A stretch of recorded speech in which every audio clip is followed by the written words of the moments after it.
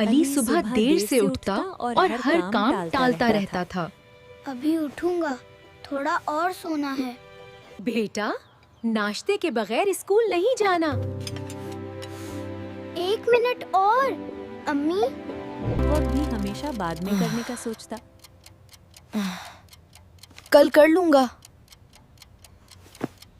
بیٹا، وقت بہت قیمتی ہے، جو گزر جائے وہ واپس نہیں آتا۔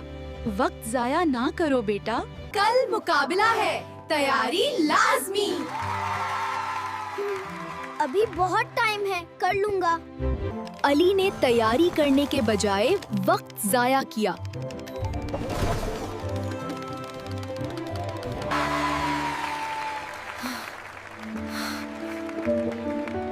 کاش میں تیاری کر لیتا۔ اب میں وقت ضائع نہیں کروں گا اور بہت محنت کروں گا۔ اگلے دن سے علی وقت کی قدر کرنے لگا۔ اب میں پڑھائی وقت پر کروں گا۔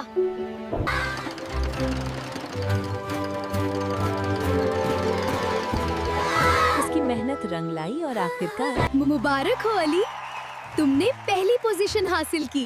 شکریہ ٹیچر میم۔ پیارے دوستو، وقت کی قدر کریں اور ویڈیو اچھی لگے تو لائک، فالو ضرور کریں۔